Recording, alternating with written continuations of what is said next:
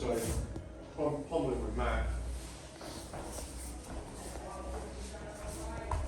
so we're pummeling, right?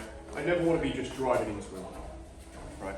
So whenever if I'm going to drive, I drive at an angle. I'm always cutting a line, yeah?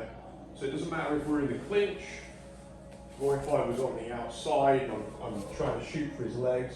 I never want to go like really straight in a straight line, right? You're always much more vulnerable to being countered, for one.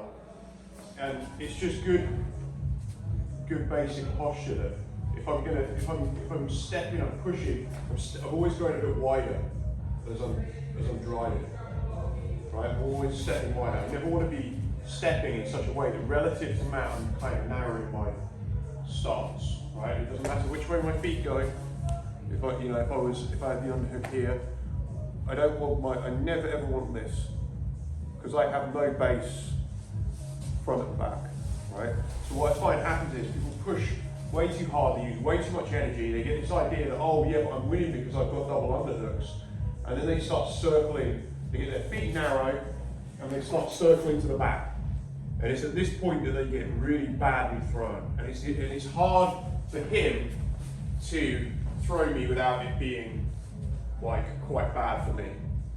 But you have to learn this, because otherwise you are just going to get thrown repeatedly, right? And this exists on the ground as well. So if we're on our knees, and I come up to my knees, and I think, oh, I've got double underhook, so Matt has a whizzer on. So see how Matt has his arm?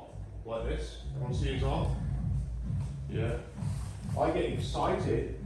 I think, oh, I've earned the right now to go to his back.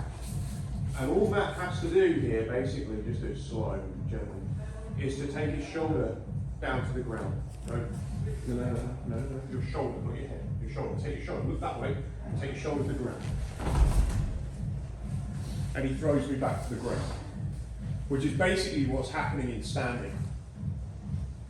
When you get the double underhooks, and then you start circling to the back, bent over, right? We're going to go into, first of all, we never really want to go to the back in that manner, right? I never want to go to the back. It doesn't matter that I have double underhooks. I never want to go to the back with my head in front of my hips. I think that's the most basic rule I can give you on it.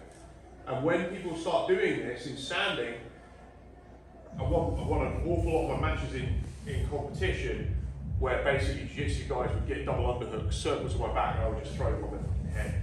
And then the fight would really begin. And I'm already points up, I'm basically in side control, they've had all the air knocked out of them, and it's just a great position to start from. And the harder that they go to the back, the more they get launched. So we'll do this on the ground to begin with, just because we're cold, but the principles is the same. So what we're going to do is we're both start on our knees, just so we're not getting hurt. And when you do this, be aware, if you're Matt, be aware of how gnarly this can be, even here. Right, I'm kind of doing it right. I'm going to go with this because I just don't like getting launched that much. But all he's really doing is putting his shoulder into the middle of his base. His head stays up, and his chin circles to his shoulder. He's got the whizzer. Can't do this without the whizzer. So all I start to do is I just start to circle to the back about here, and now he just starts to put his shoulder down. Go on, keep going. Look. And I just want you to feel that as gently as you can do it. I just want you to feel that, because that's what's happening in stand-up all the time. You're going to get launched from up here, which is no good. Yeah? So let's get a partner.